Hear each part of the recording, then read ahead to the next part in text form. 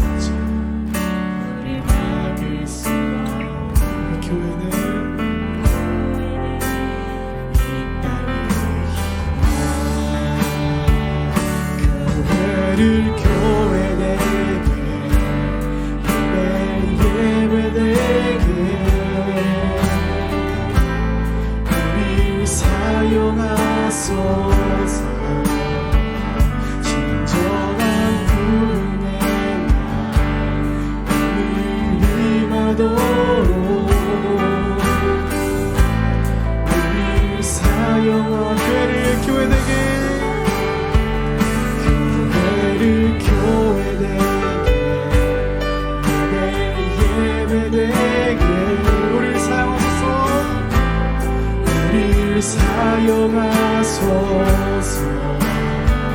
진정한 부흥의 날 임하도록 우리 사용하소서. 목소리 높여서 교회를 교회되게 예배되게 사용하소서. 진정한 부흥의 날 오늘 임하도록 우리 사용하소서. 살아계신 하나님 아버지, 그렇습니다. 우리 고백하였던 것처럼 주님 이 시간 예배가 예배될 수 있도록 인도하여 주시사 우리가 하나님께 온전하게 드리는 주의 말씀을 온전하게 듣는 시간 될 수 있도록 인도하여 주시옵소서. 이 시간이 우리가 주님과 함께 발맞춰 걸어가는 시간이길 소원합니다. 주님보다 결코 빨리 가지 아니하며 주님 부르신 이곳 가운데서 함께 주의 말씀을 들으며 우리가 하나님과 동행하는 그리스도인들이 모두가 될 수 있도록 인도하여 주시옵소서. 이 시간 우리의 고백을 홀로 영광 받을 줄 믿사오며 이 모든 말씀 예수님의 이름으로 기도합니다. 아멘. 우리 이 시간 박수 치며 함께 찬양했습니다.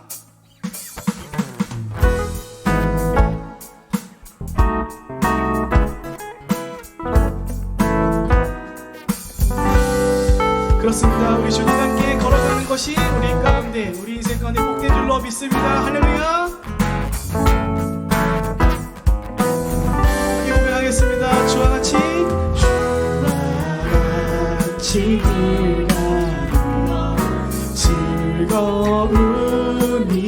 즐거움이라니가 우리 주님 걸어가신 발자취를 다시 한번 주와 같이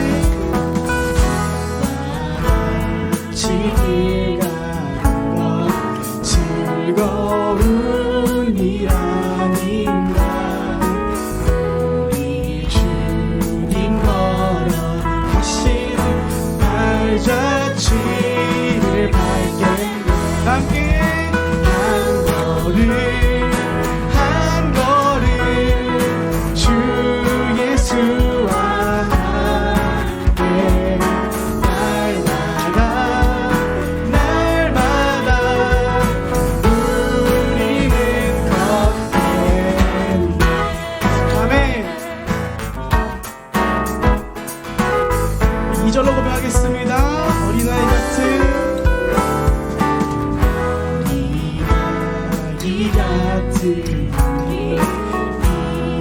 미련하고 약하나 주의 손에 이끌려 생명길 다시 한번 어린아이 같은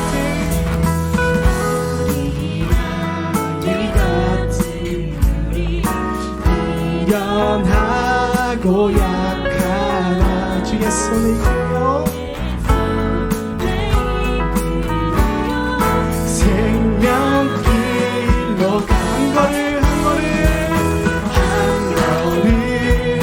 한 걸음 주 예수와 함께 날마다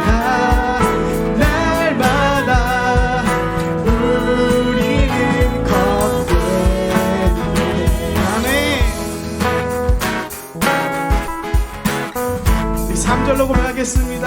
꽃이 피는 들판이나 꽃이 피는 들판이나 험한 골짜기라도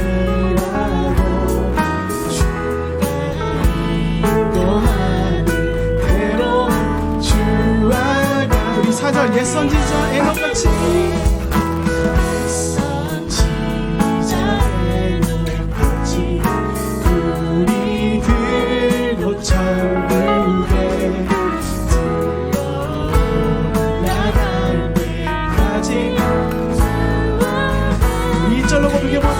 주와 같이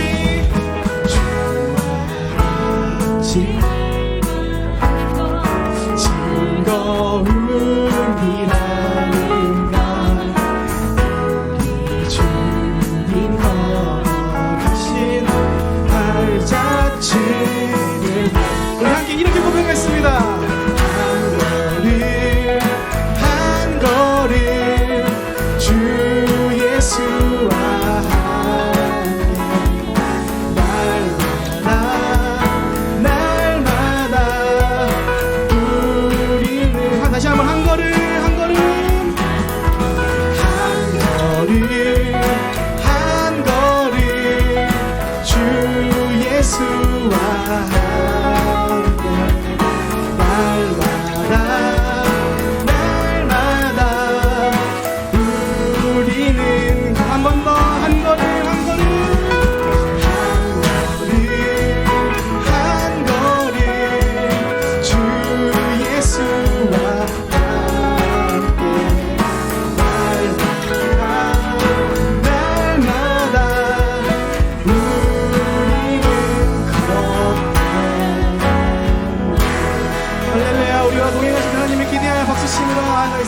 할렐루야. 이 자리에 앉으셔서 계속해서 함께 찬양하겠습니다. 그렇습니다. 주님 우리 부르실 때에 우리가 그것과도 나아가 함께 예배함으로 주의 부르심을 따라 걷는 우리가 될 수 있도록 인도하여 주시옵소서.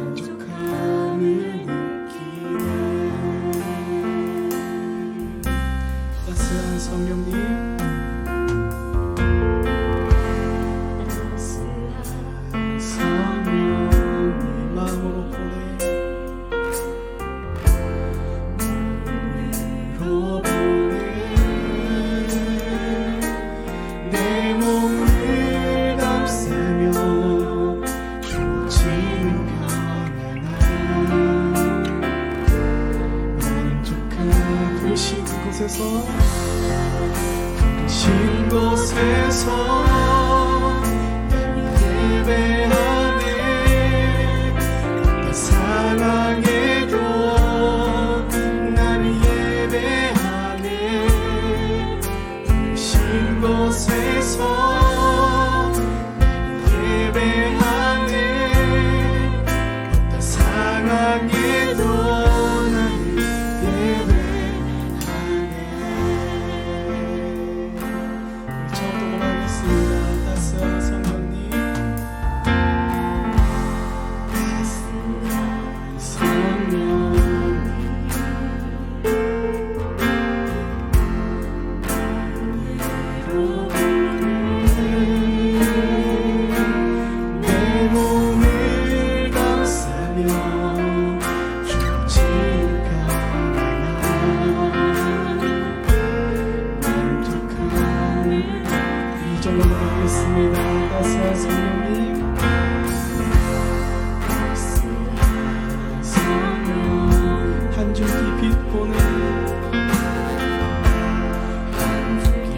빛 보는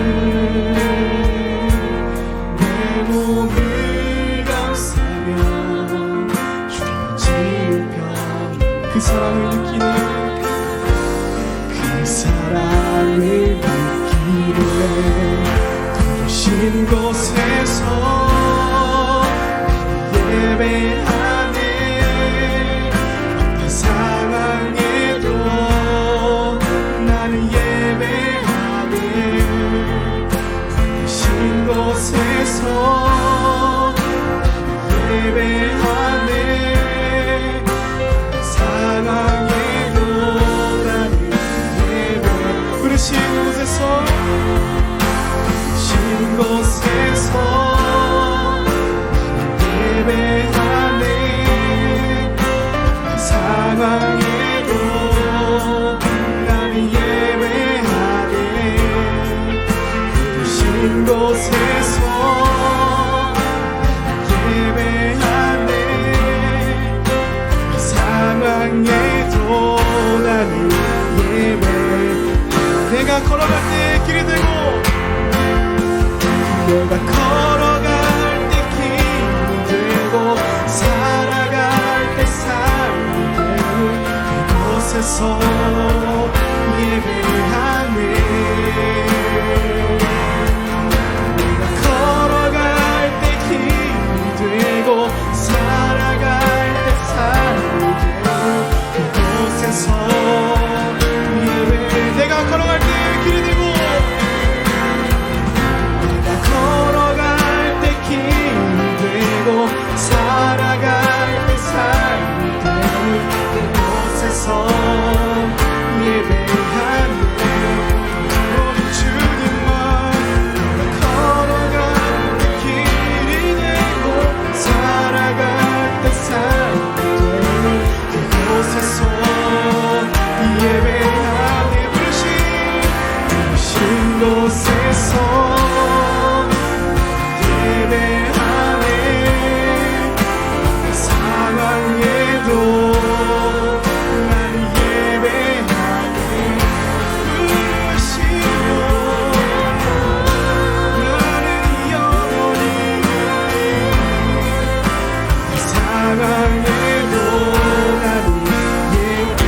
다시 한번 하겠습니다. 부르신 곳에서 부르신 곳에서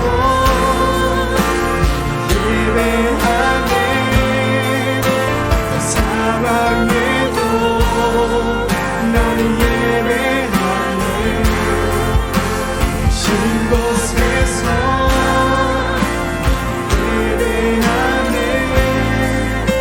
상황에도 나는 예배하네.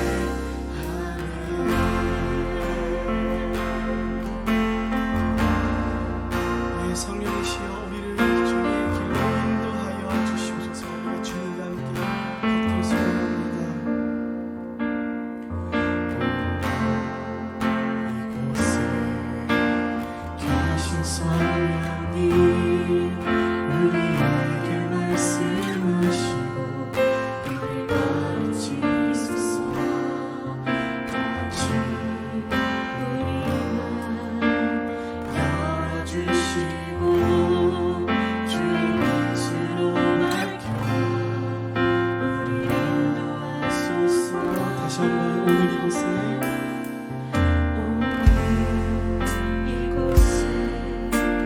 계신 성령님 우리에게 말씀하시고 우리 가르치소서. 같이 우리와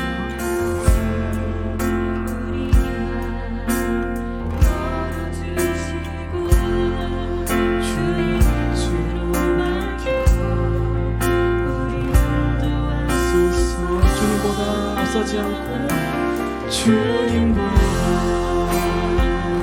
앞서지 않고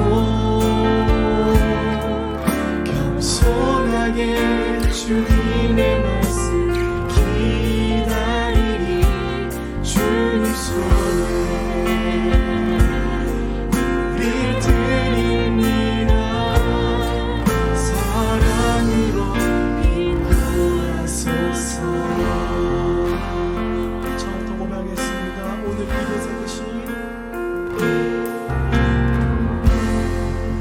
이곳에 계신 성령님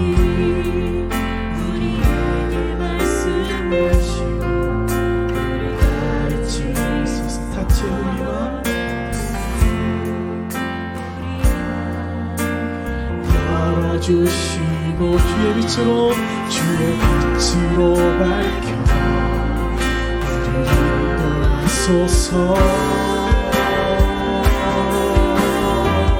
주님보다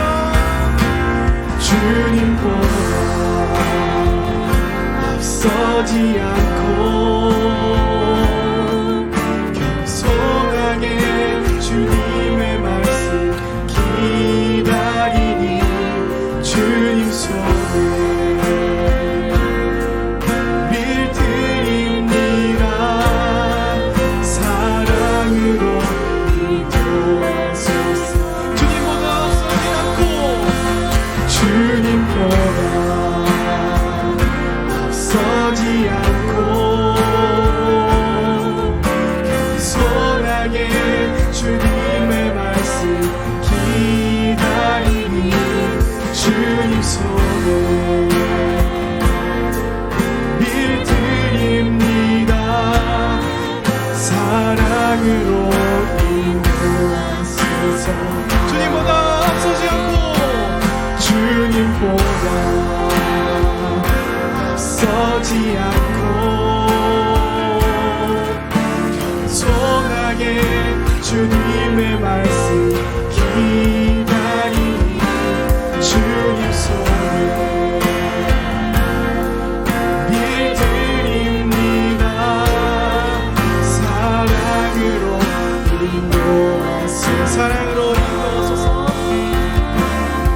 사랑으로 인도하소서. 주여 사랑으로 인도하소서. 우리 시간 그렇게 함께 기도하겠습니다. 주님, 우리를 주의 사랑으로 인도하여 주시옵소서. 우리가 주의 말씀 가운데 거할 수 있도록 인도하여 달라고 이 시간 예배를 위해 함께 기도하도록 하겠습니다. 네, 주님 그렇습니다. 우리가 주님의 말씀 가운데 거할 수 있는 우리의 수도 인도하여 주시옵소서. 아버지,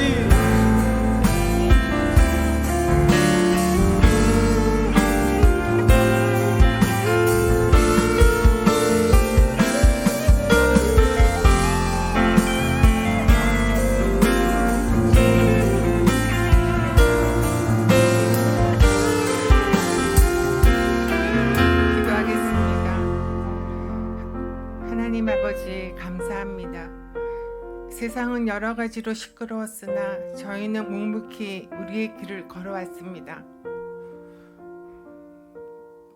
돌이켜보면 모든 것이 주님의 은혜였습니다. 알란도 질병도 궁핍함도 또 다른 길을 열어주시려는 하나님의 사랑이었습니다. 하나님 아버지, 진정으로 주님께서 원하시는 예배를 드리게 되길 원합니다. 살아 역사하시는 성령님의 임재를 체험하는 예배가 되게 하여 주시옵소서.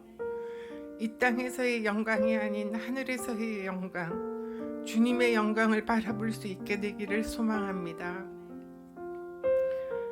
저희 교회가 적은 능력으로 끝까지 충성한 빌라델비아 교회와 같은 주님께 칭찬받는 교회가 되게 하여 주시옵소서. 이제 담임 목사님께서 말씀을 증거하실 때 세상을 향한 저희들의 복된 사명을 깨달을 수 있도록 간구드립니다. 부친상을 당하신 박준현 목사님을 위로하여 주시고 소천하신 아버님과 유가족에게 주님께서 주시는 평안함이 함께하게 하여 주시옵소서. 이 모든 말씀 예수님 이름으로 기도드렸습니다. 아멘. 우리 이 시간 함께 축복함으로 나아가도록 하겠습니다.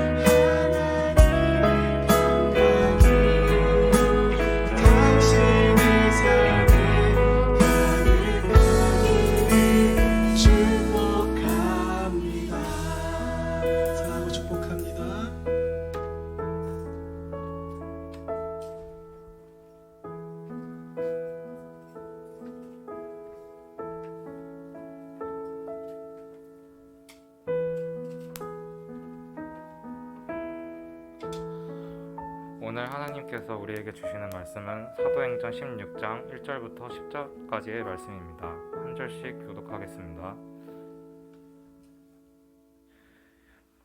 바울이 더베와 루스드라에도 이름에 거기 디모데라 하는 제자가 있으니 그 어머니는 믿는 유대 여자요 아버지는 헬라인이라. 루스드라와 이고니온에 있는 형제들에게 칭찬받는 자니 바울이 그를 데리고 떠나고자 할새 그 지역에 있는 유대인으로 말미암아 그를 데려다가 할례를 행하니 이는 그 사람들이 그의 아버지는 헬라인인 줄 다 알미러라. 하나님 앞에 예루살렘에 있는 사도와 장로들이 적정한 규례를 하며 이에 여러 교회가 믿음이 더 굳건해지고 수가 날마다 늘어가니라. 성령이 아시아에게 하지 못하게 하시거늘 그들이 부르기와 갈라를 따라 다녀가 무시아 앞에 이르러 비두니아로 가고자 애쓰되 예수의 영이 허락하지 아니하시는지라. 밤에 환상이 바울에게 보이니 마게도냐 사람 하나가 서서 그에게 청하여 이르되 마게도냐로 건너와서 우리를 도우라 하거늘 우리 그 환상을 보았을 때 우리가 곧 밤나라를 떠나기로 했으니 자들이 복음을 전하라고 우리를 부르신 주 인정하노라. 아멘.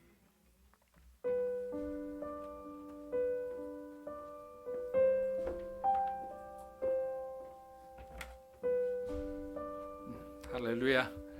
주님께서 여러분의 삶 가운데 놀라운 은혜로 함께 하시기를 축복합니다. 우리 좌우에 계신 분에게 예수 이름으로 승리합시다. 인사 한번 하겠습니다. 예수 이름으로 승리합시다.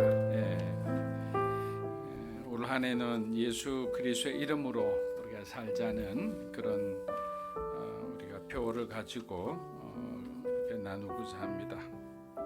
먼저 교회 소식 우리 한번 좀 짧게 보도록 하겠습니다. 예정되었던 교회 섬김팀 모임이 참석자들이 이번에 여러 가지 사정으로 오늘 오지 못함으로 인해서 우리가 한 2주 정도 좀 연기하도록 하겠습니다. 참고해 주시면 감사하겠고 그리고 박준영 목사님 우리 아버님 소천하셔서 우리 믿음으로 사는 교회 주관으로 위로 예배를 은혜 가운데 잘 드렸습니다. 함께 먼 곳인데도 참석해 주신 우리 성도 여러분들께 감사드립니다. 그리고 한 개가 뭐죠? 제가 주보를 가지고 오지 않아서 마지막에 1대1이죠. 1대1 저희가 이제 새로 오신 분들은 이제 새가족 훈련하는 시간을 우리가 3주 정도로 잡고 있는데 새로 오신 분들이 충분히 적응하신 다음에 아마 4월 정도나 우리가 짧게 만나는 그런 시간을 가지도록 하겠습니다. 그러나 우리 교회의 어떤 양축으로 삼고자 하는 것이 뭐냐면 제가 오늘의 교회에 있을 때 배웠던 큐티와 1대1입니다. 큐티는 하나님하고의 어떤 개인 묵상의 시간이고 1대1은 어떤 제자 훈련의 과정입니다. 그래서 뭘 가르치기보다는 먼저 우리의 삶을 나누는 거죠. 말씀을 중심으로 놓고 나누는 시간이기 때문에 양육자반이라는 것은 1대1 동반자 과정, 그 양육한 사람과 16주 과정을 한 사람만 들어갈 수 있습니다. 제가 볼 때는 한 두서너 명 정도 될 것 같은데 그분들이 온라인으로 이렇게 공부를 하게 됩니다. 참고해 주시고 또 동반자 과정을 하지 않은 분들은 교회에서 동반자 과정을 연결해 드리도록 하겠습니다. 기도하겠습니다.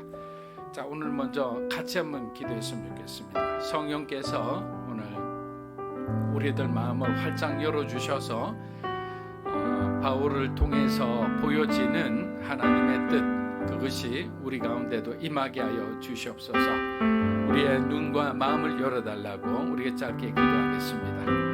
성령 하나님 감사합니다. 오늘 주일 예배도 하나님이 영광 받아 주시옵소서.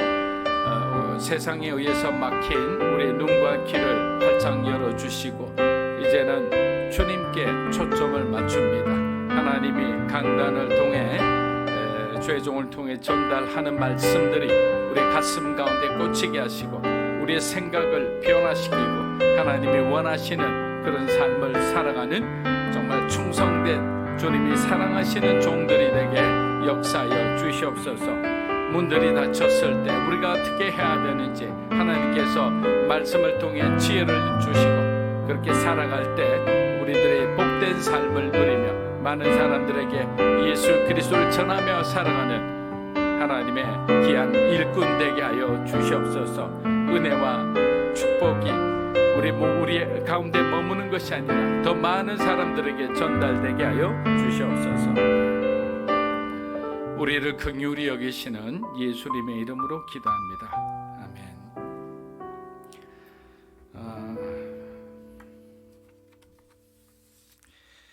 하나님이 하시는 일에는 열린 문도 있고 닫힌 문도 있습니다.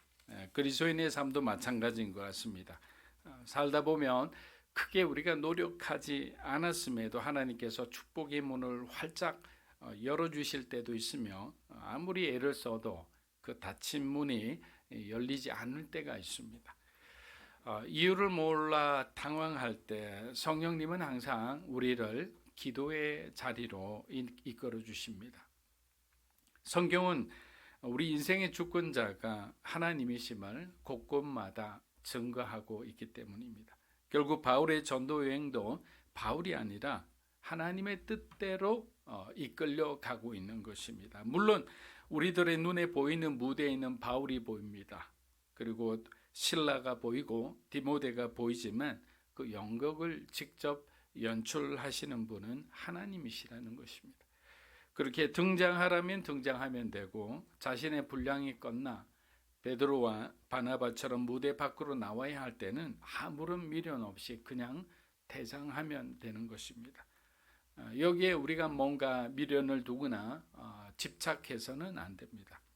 인생이라는 것은 바로 우리 인생도 바로 이런 것과 마찬가지인 것 같습니다. 요한계시록 3장 7절에서 8절 한번 읽어보겠습니다. 빌라델비아 교회의 사자에게 편지하라. 거룩하고 진실하사 다윗의 열쇠를 가지시니 곧 열면 닫을 사람이 없고 닫으면 열 사람이 없는 그가 이르시되 볼지어다 내가 내 앞에 열린 문을 두었으되 능히 닫을 사람이 없으리라. 내가 내 행위를 아노니 내가 작은 능력을 가지고서도 내 말을 지키며 내 이름을 배반하지 아니하였도다. 자, 전도서 7장 13절에서 14절입니다. 하나님께서 행하시는 일을 보라. 하나님께서 굳게 하신 것을 누가 능히 곧게 하겠느냐. 형통한 날에는 기뻐하고 공고한 날에는 되돌아보아라. 이 두 가지를 하나님이 병행하게 하사 사람이 그의 장래 일을 능히 헤아려 알지 못하게 하셨느니라. 자, 전도서 7장 14절 말씀의 핵심은 우리의 본분을 지키라라는 것입니다. 그런데 이 말이 냉정하게 들리는 것이 아니라 너무도 따뜻하게 들리는 것은 하나님께서 정말 우리를 사랑하시구나라는 생각이 들었기 때문입니다. 인간의 한계와 연약함을 너무도 잘 아시기에 이런 말씀을 하실 수밖에 없었구나라는 생각도 들었습니다. 아담과 하와가 선악과를 먹게 된 가장 큰 이유는 그들이 알지 못하는 하나님의 세계가 궁금했기 때문입니다. 그렇게 하나님께서 만약에 어떤 것을 구별하셨다면 그 경계의 선을 넘지 않는 신앙이 필요한 것입니다. 사도행전 16장 1절에서 2절입니다. 바울이 도베와 루스라에도 이름에 거기 디모데라는 제자가 있으니 그 어머니는 믿는 유대 여자요 아버지는 헬라인이라. 디모데는 루스라와 이고니온에 있는 형제들에게 칭찬받는 자니. 루스라는 우리가 잘 알다시피 사도행전 14장에서 바울이 바나바와 전도한 곳입니다. 그리고 바울에게는 아주 큰 고통을 준 장소였습니다. 그러나 바울은 자신의 감정대로 따라가지 않고 오히려 이 일로 인해서 불안에 떨고 있을 그 루스라에 있는 이 크리스찬 형제들을 돌보고자 하는 마음이 컸기에 다시 더베와 루스라를 재방문하게 됩니다. 하나님은 죽을 고비를 겨우 넘긴 바울이 다시 루스라를 방문하자 바울에게 가장 큰 선물을 줍니다. 그 선물이 무엇이겠습니까? 바로 그의 영적 아들이자 평생의 동역자였던 디모데였습니다.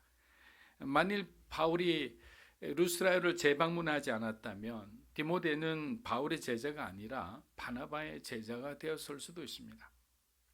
16장에서 등장하는 디모데는 헬라인 아버지와 유대인 어머니 사이에서 태어난 유대인들이 별로 반가워하지 않는 피가 섞인 혼혈이었습니다. 하지만 그의 외할머니 로이스 때부터 구약 성경을 배우며 자란 3대째 그리스도인이었습니다. 여러분, 디모데가 하나님의 종으로 위대하게 쓰임받은 것은 대부분 우리가 바울의 어떤 큰 영향력이라 생각합니다. 물론 그렇습니다. 그러나 그것만이 아니라는 거예요. 믿음의 가정에서 좋은 교육을, 바른 교육을 받으며 자라났고, 또한 기도의 어머니가 있었기 때문에 디모데가 하나님 앞에 이렇게 귀하게 쓰임 받을 수 있었다라는 것입니다. 어떤 목회자는 이런 말을 하였습니다. 스데반이 돌로 맞아 죽을 때 바울이 그곳에 있었다면, 바울이 루스드라에서 돌에 맞아 죽게 되었을 때 그 장소에 디모데가 있었다.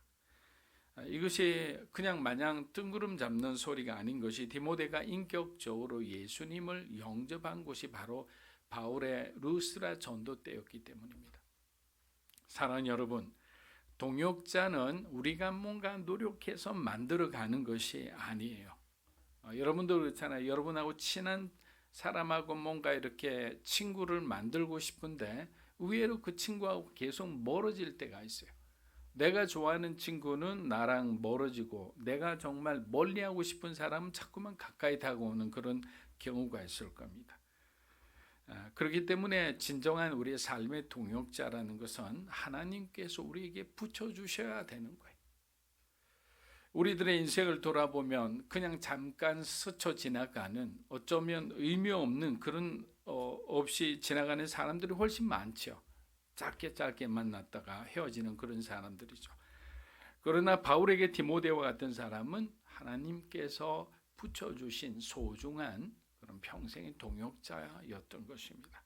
그렇게 어렸을 때부터 사람을 놓고 우리가 기도하는 것은 매우 중요하다.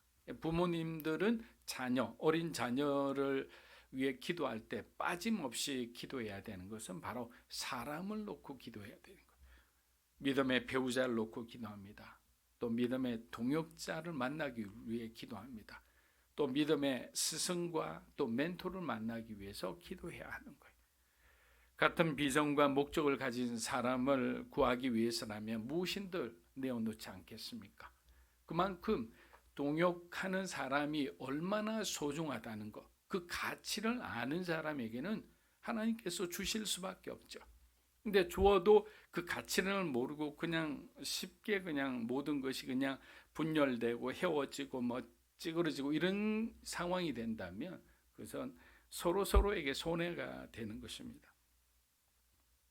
그렇기 때문에 우리가 삼고초려라는 옛말이 이에 가장 적합한 듯합니다. 정말 소중한 사람을 위해서는 그렇게 머리를 숙이고, 아무리 높은 사람이라도 머리를 숙이고 3번씩이라도 그 사람을 찾아가서 사정을 해서라도 좋은 사람이라면 이제 모시고 간다는 뜻이죠. 사도행전 16장 3절입니다. 바울이 그를 데리고 떠나고자 할새 그 지역에 있는 유대인으로 말미암아 그를 데려다가 할례를 행하니 이는 그 사람들이 그의 아버지는 헬라인인 줄 다 압니다. 자, 사도행전 15장이 굉장히 중요하죠. 왜? 사도행전 15장은 예루살렘의 공의회가 열렸기 때문에 이쪽 저쪽에서 모든 교회의 대표들이 모여서 하나의 교회의 지침을 마련하는 아주 중요한 시간이었어요. 그런데 예루살렘 출신 유대인들은 뭐라고 그 당시 주장했냐면, 온전한 하나님의 자녀가 되기 위해서는 조상 때부터 지켜오던 할례를 받아야만 구원이 온전해진다라고 주장했어요. 즉 이들의 주장은 구원받기 위해서는 예수를 믿는 믿음 외에 플러스 할례라는 것이에요. 제가 예전에 바른 복음, 다른 복음을 얘기할 때 바른 복음은 예수만으로 충분하다라고 이야기하는 것은 바른 복음이고, 다른 복음은 예수 플러스 뭐 하나를 얹혀 놓으면 그건 다른 복음이에요. 그건 이단입니다. 이것은 사실 유대주의자들이 주장하는 것과 별반 다를 바 없었어요. 당시 이를 들은 바울의 강력한 문제 제기와 베드로와 야고보의 변론으로 인해서 할례 문제는 일단락됩니다. 뭐라고 정리가 됐냐면요, 구원은 할례를 받아야 온전해지는 것이 아니라 예수 그리스도의 그 십자가의 부활의 능력을 믿는 믿음으로만 온전해진다. 믿음으로만 구원을 받는다. 그것은 바로 하나님의 전적인 일방적인 은혜라는 거예요. 그런데 그러고 난 뒤에 이제 야고보 사도가 와서 그 모든 것을 다시 한번 정리합니다. 그러나 이방인 신자들에게 너희들에게 부탁할 것이 있다. 이 네 가지는 금해라. 첫째, 우상에 더러운 것을 가까이 하지 마라. 그리고 우상을 가까이 하다 보면 반드시 음행을 하게 된다. 그리고 목매어 죽인 것과 피를 멀리 하라는 거예요. 그래서 이방인들이 그냥 아무런 양심의 거리낌 없이 그냥 막 행하던 그런 행위들이었어요. 너희들은 이것을 금하라. 그러나 굳이 너희들에게 유대적 율법을 지키라는 말은 하지 않겠다. 이렇게 정리를 딱 깔끔하게 해준 거죠. 그런데 그런 거가 디모데에게 바울이 할례를 받게 해요. 할례를 받지 말자라고 얘기했던 사람은 할례를 받게 합니다. 사실 바울은 할례의 문제를 초월해 복음의 관점에서 이 문제를 다룹니다. 그래서 우리가 뭔가를 공부할 때 보면 어떤 관점에서 이 문제를 해석하느냐가 굉장히 중요하죠. 보세요. 디모데가 할례를 받는 것은 복음 전파에 이로운지 아니면 할례를 받지 않는 것이 더 유익한지를 바울은 그것만 보았던 거예요. 바울은 앞으로 디모데가 유대인들을 전도해야 되고 또 목회하는데 할례가 걸림돌이 되어서는 안 된다고 판단하고 할례를 준 다음에 이제 여행에 데리고 가는 거예요. 그러나 반대로 디도서를 적은 디도에게는 그 사람은 100% 헬라인이었거든요. 그 사람에게는 할례를 받지 않게 하였습니다. 디모데는 하프잖아요. 어머니는 유대인이잖아요. 디도는 완전한 헬라인입니다. 너는 이방인을 위한 사람이니까 할례를 받지 않아도 돼. 그러나 너는 어머니가 유대인이니까 유대인들에게도 복음을 전할 수 있으니까 너는 할례를 받는 것이 더 유익하다. 사도행전 16장 4절에서 5절입니다. 여러 성으로 다녀갈 때에 예루살렘에 있는 사도와 장로들이 적정한 규례를 그들에게 주어 지키게 하니 이에 여러 교회가 믿음이 더 굳건해지고 수가 날마다 늘어가니라. 바울의 2차 전도 여행은 예루살렘 공회가 결정한 공문을 알리는 것부터 시작하였습니다. 이방인 중심의 교회들이 가진 고민을 해결할 필요가 있었기 때문입니다. 자, 그들은 당당히 자기들도 예수를 믿으면서도 할례를 받지 않았다는 이유로 예루살렘 교회로부터 인정을 받지 못하고 있었어요. 자, 인정을 받지 못하고 있으니까 그 틈을 타서 그 유대주의자들 그리고 영지주의자들이 와서 교회를 혼란시키는 거예요. 교회의 정당성, 이방인 교회의 정당성을 계속 물고 늘어지는 거예요. 그런데 이번에 이 공의가 결정을 해줌으로 교회는 어떻게 됩니까? 이제 탄탄하게 자리 잡기 시작했던 거예요. 왜? 공적으로 결정을 해줬기 때문에. 전도 여행을 가는 곳마다 바울의 팀을 환영해 줍니다. 이들이 전하는 복음을 듣고 모두들 감격해합니다. 전하는 자나 듣는 자 모두가 하나님의 은혜로 충만한 시간이었어요. 그런데 열심히 복음을 전하던 바울의 전도팀에 아주 큰 문제가 생겼습니다. 사도행전 16장 6절에서 7절입니다. 성령이 아시아에서 말씀을 전하지 못하게 하시거늘 그들이 부르기아와 갈라디아 땅으로 다녀가 모세 앞에 이르러 비두니아로 가려고. 자, 사람이 만약에 이 길을 막았다면 바울은 어떻게든 뚫고 나갔을 겁니다. 그런데 아시아로 가는 길을 막으신 분은 누구였습니까? 성령님이었어요. 하나님이 막으셔서 너 안 돼, 가지 마. 바울은 2차 전도 여행의 초점을 어떻게 두었느냐면 1차 전도 여행 때 다녔던 곳을 다시 한번 이렇게 다지면서 복음을 탄탄하게 하기를 원했어요. 왜냐하면 그곳에서 여러 가지 문제가 생기니까 바울 사도에게 가는 길에 다 우리 교회를 꼭 들러봐달라고 그런 요청들이 많았기 때문입니다. 그런데 여기서 하나님이 허락하지 않으셨다라는 이 단어는 헬라어로 칼로스라는 단어인데, 이 칼로스라는 단어의 원어적 의미는 뭐냐? 잘라버리다. 잘라버리다. 정원의 꽃나무가 잘 자라도록 불필요한 가지를 잘라버리는 거예요. 이거는 뭐 조금의 고민도 없이 냉정하게 착착착착 다 자르는 그런 것을 말합니다. 즉 바울의 전도팀이 소아시아로 복음을 전하려고 하는데 성령께서는 그 길을 잘라버린 거예요. 당황한 바울은 부르기아라는 곳을 향해 출발합니다. 바울도 만만치 않죠. 그냥 포기했으면 되는데 또 부르기아로 갑니다. 그런데 성령님은 그것도 아니라고 합니다. 이번엔 조금 더 북쪽인 또 갈라디아 땅으로 올라갑니다. 그것도 잘라버리셨어요. 얼마나 당황했을까요? 바울은 고심하고 고심합니다. 하나님의 뜻이 과연 어디에 있는지.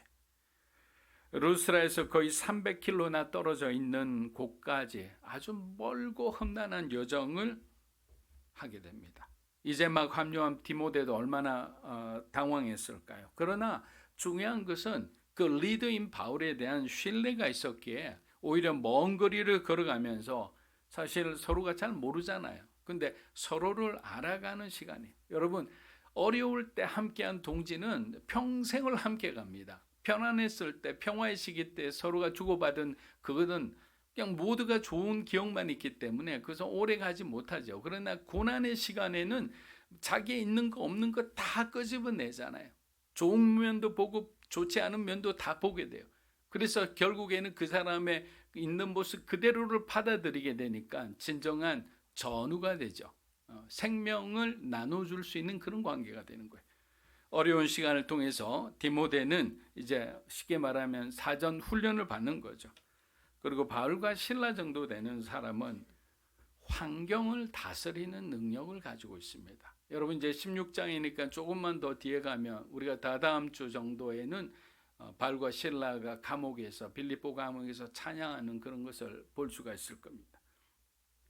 자, PPT 한번 볼게요. 여러분에게 이 나눠진 거 혹시 가지고 계시죠? 그들이 얼마나 고생했는지를 보세요. 여기 보면 루스트라라고 되어 있죠. 루스트라에서 처음에 어디로 갔다고 그랬죠? 부르기아라는 곳이죠. 부르기아라는 곳을 갔습니다. 그리고 부르기아에서 또 어떻게 갑니까? 갈라디아가 저 위로 있잖아요. 갈라디아로 쭉 올라갑니다. 이쪽은 거의 다 산입니다. 산. 보이듯이 이렇게 산맥처럼 돼 있죠. 그리고 난 뒤에 갈라디아에서 비두니아라는 곳으로 가려고 했어요.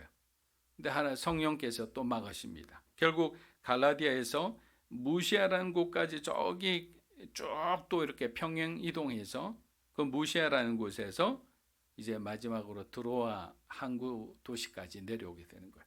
이 기간이 최소한 3주 이상이 됐고 또 이 기간이 이 거리가 거의 한 400km나 되는 거리라고 합니다. 바울도 대단하죠. 웬만하면 그냥 뭐 부르기아 정도에서 포기하고 하나님 정말 주님의 뜻이 무엇인지 모르겠지만 가르쳐 주시면 그냥 순종하겠습니다 했는데 그만큼 바울은 이 소아시아 지역에 대한 애착이 강했던 거예요. 하나님은 바울도 다루는 거예요. 선교의 주권이 하나님께 있음을 가르쳐 주는 거예요. 인생의 주권이 하나님께 있음을 가르쳐 주기 위해서 우리에게 고난과 고통이라는 시간을 잠시 허락하실 때도 있죠. 그러나 마찬가지로 선교의 주권은 바울이 아니에요. 아무리 위대한 사도지만 그를 구원하고 그에게 힘을 주시고 능력을 주시는 분은 바로 여호와 하나님이시라는 거죠. 그것을 알게 될 때까지 바울은 계속 자기 안에 있는 자기 의를 드러내는 시간이 바로 이 두 구절 안에 있었던 거예요. 이 두 구절 동안에 3주라는 시간이 지나죠.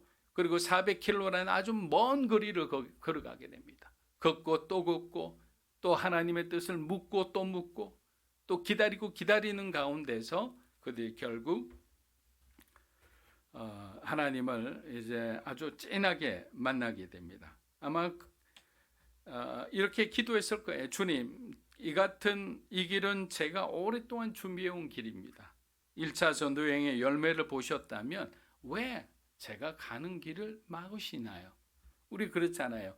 일을 제대로 못하고 난 뒤 하나님께 주장하면 사실은 좀 부끄럽고 겸연쩍지만 1차 전도여행 때 얼마나 놀라운 일들이 있었나요? 그 풍성한 열매들, 교회를 얼마나 개척했나요? 그러면 하나님께서 자신의 어떤 계획에 힘을 실어 주실 수도 있는데 하나님은 다른 계획을 갖고 계셨던 거예요. 저와 여러분도 마찬가지입니다. 내가 지금까지는 이러한 분야에서 정말 소위 말하면 탑을 찍고 어느 정도 성공했는데 하나님께서는 전혀 다른, 내가 한 번도 경험해보지 못한 곳으로 가라고 한다면 여러분은 어떻게 하시겠습니까? 계산기를 두드려도 답이 안 나오는 길인데, 바울도 한 고집 아는 사람이니 가는 곳마다 문이 닫히면 포기하는 것이 아니라 계속 열린 문을 찾아다녔지만 모든 것이 허사였습니다. 설사 열려 있다가도 바울의 일행이 도착하면 문이 확 닫혀 있는 거예요. 그런데 베드로전서를 보면 하나님은 이곳을 바울 대신 베드로를 보내셨습니다. 비두니아에 맞는 사역자가, 본도에 맞는, 갈라디아에 맞는 사역자가 따로 있었던 겁니다. 베드로전서 1장 1절에서 2절입니다. 예수 그리스도의 사도 베드로는 본도, 갈라디아, 갑바도기아, 아시아와 비두니아에 흩어진 나그네 곧 하나님 아버지의 미리 아심을 따라 성령이 거룩하게 하심으로 순종함과 예수 그리스도의 피뿌림을 얻기 위하여 택하심을 받은 자들에게 편지하노니 은혜와 평강이 너희에게 더욱 많을지어다. 자, 갈라디아, 비두니아, 본도, 방금 전까지 바울이 그렇게 들어가고자 애썼던 곳이에요.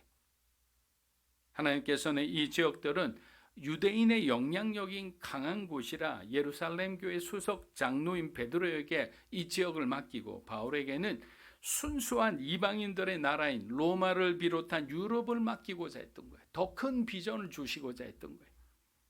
우리는 여기서 깨달아야 할 교훈이 있습니다. 첫째, 하나님은 반드시 하나님이 원하시는 곳으로 우리를 인도하신다는 사실이에요.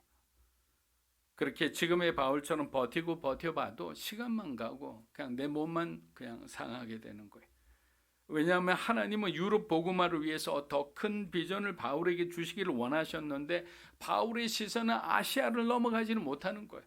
저와 여러분도 마찬가지예요. 하나님은 더 큰 비전을 보여주시고자 하는데 우리는 그냥 여기만 보고 있는 거예요. 내가 할 수 있는 거, 내가 편한 거, 내가 익숙한 거. 그랬더니 어떻게 됩니까? 아브라함에게 어떻게 하냐? 네가 익숙한 곳을 떠나라고 그랬잖아요. 그리고 갈 바를 알지 못하고 가나안 땅이라고 말씀도 해주시지 않고 그곳으로 가게 하셨어요.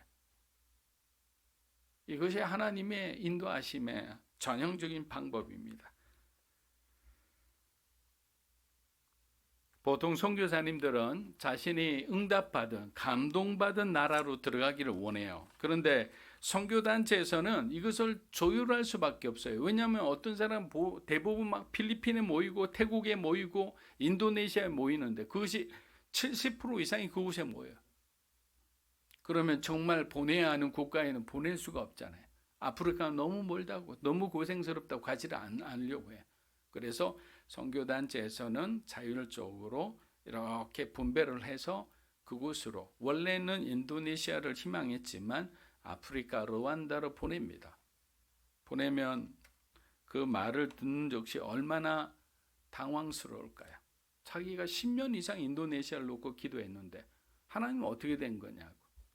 그래서 결국 순종을 하게 되고, 그리고 인도네시아에서 르완다로 왔는데 여기 와보니까 알겠더라는 거예요. 하나님이 왜 여기 보내셨는지. 저도 사실 중국 선교사로 헌신해서 2년 동안 중국 선교를 하다가 일본으로 가고 난 뒤 일본 선교사처럼 사는 거예요. 이곳이 정말 하나님이 보내주신 곳이라 알겠다는 것을, 그런 간증을 한 사람을 저는 CGN TV 쓰면서 숱하게 봤습니다. 그러니까 우리가 지금 확신하는 것이 정말 하나님 주신 확신이 아닐 수도 있는 거예요. 그래서 우리는 매 순간마다 큐티하면서 하나님의 뜻을 묻고 하나님의 인도하심에 대해서 정말 우리의 어떤 힘을 빼고 주님에게 모든 주권을 드려야 되는 거예요. 그래야지 실수하지 않는다는 겁니다. 둘째, 하나님은 신앙의 길을 벗어나 그릇된 세상의 길로 가는 성도들은 징계를 해서라도 올바른 길로 돌이키신다는 겁니다. 여러분, 죄인들의 아주 중요한 특징은 뭐냐면 자기중심적이라는 거예요. 자기 자신과 자기 가정밖에 모릅니다. 성령님은 지금 바울의 생각을 확장시키고 그 지경을 넓히시는 거예요. 그리스도는 세상을 바라볼 때도 하나님의 안목으로 바라볼 수 있어야 돼요. 이것이 제가 늘 말씀드린 거예요. 깨달음이 오면 우리의 관점이 변한다고. 예전부터 정말 제가 먼저 느꼈기 때문에 그래요. 하나님이 우리에게 은혜를 주시면 내가 정말 그 감동을 하기 시작하면 그 다음부터는 내 좁은 시야가 바뀌어서 이 문제에 대해서, 이 사건에 대해서, 나의 미래에 대해서 하나님의 관점으로 보기 시작하는 거예요. 그러니까 할 수 없는 헌신을 하게 되고 할 수 없는 희생을 우리가 각오하고 그렇게 살게 되는 거예요. 그런데 내가 내 좁은 시야로 내가 내 자신만 보고 있으면 절대로 우리의 계산기로는 주님 앞에 우리 것을 드릴 수가 없는 사람들이에요. 너무나 아까워서. 하나님은 우리를 구원해 주시고 예수 그리스도 독생자를 우리를 위해서 십자가에 못 박혀 죽기까지 하셨는데 우리는 하나님을 위해서 드리기가 너무 아까운 거예요. 시간도 아깝고요. 물질도 아깝고 내가 가진 영향력도 아까운 거예요. 복음을 위해서는 단 하나도 쓰기 싫은 거예요. 그런데 하나님은 우리가 주님을 위해서 내가 채워줄 테니까 너는 네가 스스로 뭔가를 채우려고 하지 말라는 거예요. 오늘날 많은 교회가 전도와 선교에 관심이 없다고 합니다. 사실인지 모르겠습니다. 이는 내가 구원받았으니까 다른 사람의 구원에 관심이 없는 것일까? 그래서 하나님께 칭찬받는 사람은 그들의 삶에 복음의 메시지가 있는 사람이라는 거예요. 때를 얻든지 못 얻든지 바울처럼 누군가에게 예수를 소개하고 전하고 그래서 그들이 주님께로 올 수 있게 하는 사람이 하나님께 칭찬받는 자다. 사도행전 16장 8절입니다. 무시아를 지나 두로아로 내려갔는데 바울은 영적으로 육체적으로 아주 완전히 지쳐버렸습니다. 드로아의 밤은 칠흑같이 어두운 밤이었습니다. 어디로 가야 할지 알 수 없는 답답한 시간이었습니다. 누구보다 자기 자신에게 엄격한 바울이 견디기에는 너무나 쉽지 않은 시간이었습니다. 하지만 바울은 은혜를 아는 사람이에요. 은혜를 아는 사람은 하나님을 향해 내가 감정을 바라지 않고 주님의 음성을 듣기 위해서 더욱더 낮아지고 겸손해지는 거예요. 낮아지니까 어떻게 됩니까? 하나님의 음성이 들리는 거예요. 이제서야. 사도행전 16장 9절에서 10절입니다. 밤에 환상이 바울에게 보이니 마게도냐 사람이 하나가 서서 그에게 청하여 이르되 마게도냐로 건너와서 우리를 도우라 하거늘 바울이 그 환상을 보았을 때 우리가 곧 마게도냐로 떠나기를 힘쓰니 이는 하나님이 저 사람들에게 복음을 전하라고 우리를 부르신 줄로 인정함이로라.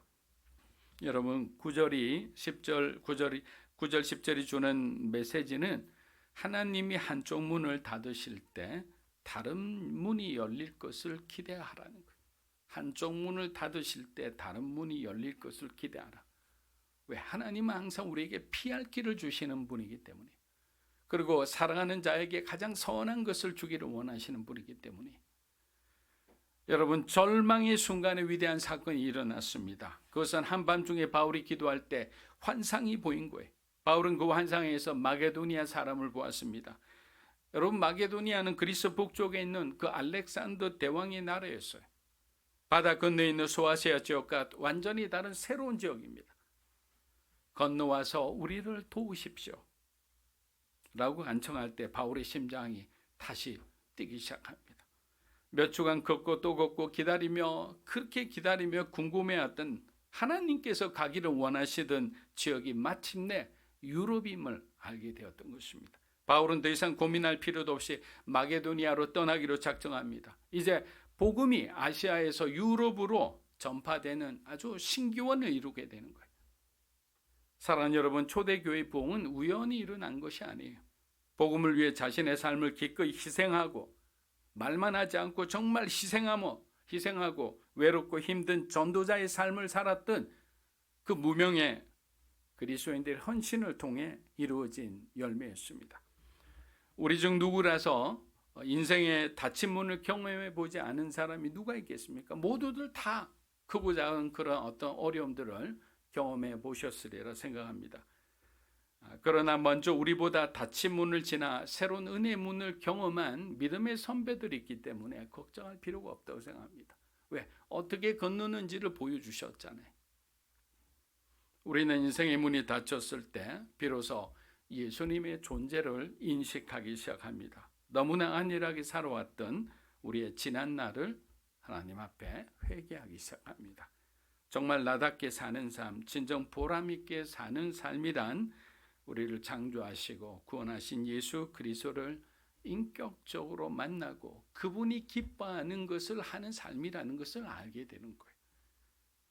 바로 그 시간이 우리의 다른 문이 열리는 시간이기도 합니다.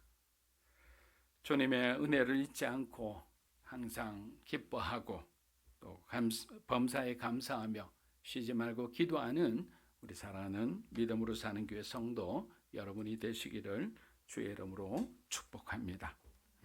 자, 이 시간 우리 하나님 앞에 기도했으면 좋겠습니다. 문이 닫혔다는 것은 참 절망의 시간들이겠죠. 그러나 마지막 말씀드린 것처럼 우리가 항상 기뻐하고 범사에 감사하고 쉬지 말고 중단 없이 하나님 앞에 기도의 삶을 살아간다면 우리는 하나님이 원하시는 그 뜻을 이루는 사람으로 변화되고 성장하리라 믿습니다. 하나님, 기도의 사람이 되게 하시고 말씀의 사람이 되게 하시고 무엇보다 하나님을 기뻐하는 사람이 되게 하여 주시옵소서. 우리 가정이 그런 가정이 되게 하시고 우리 자녀들이 그런 삶을 살게 해달라고 이 시간 우리 하나님 앞에 기도하며 나아가겠습니다. 살아계신 아버지 하나님 감사합니다. 진정 하나님을 기뻐하는 삶이 무엇인지 하나님 가르쳐 주시옵소서. 하나님, 우리가 미련을 두고 우리가 집착하는 그 모든 것이 우리의 욕심임을 다시 한번 깨닫습니다. 우리를 향한 하나님의 계획을 말씀하여 주시고 보여주시옵소서. 어떤 주님의 뜻이라도 사도 바울이 그리하였듯이 많은 믿음의 선배들과 우리 선교사님들이 그리하였듯이 우리가 그 뜻에 순종하며 하나님의 뜻을 향하여 오늘도 믿음으로 나아가겠습니다. 말씀하여 주시고 깨닫게 하여 주시옵소서. 그리하기 위해서 우리가 항상 하나님을 기뻐하는 삶, 예수님을 매일마다 우리 만나는 그 기쁨으로 살아가기 원합니다. 하나님, 우리가 범사의 모든 일에 하나님께서 함께 하심을 믿고 정말 우리 마음에 감사가 떠나지 않기 원합니다. 하나님 감사합니다. 작은 일에도 감사합니다. 또 슬픈 일에도 감사합니다. 우리가 정말 좌절하고 우리가 힘든 고통의 시간에도 감사합니다.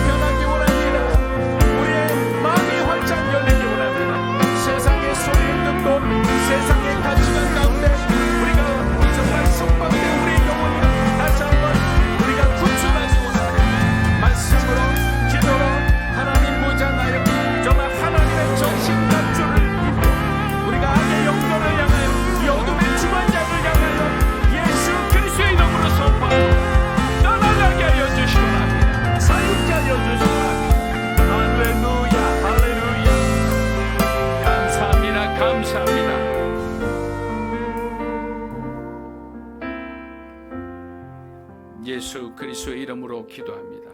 아멘. 자, 봉헌하겠습니다. 자리에 일어나셔서 우리 함께 봉헌송하겠습니다.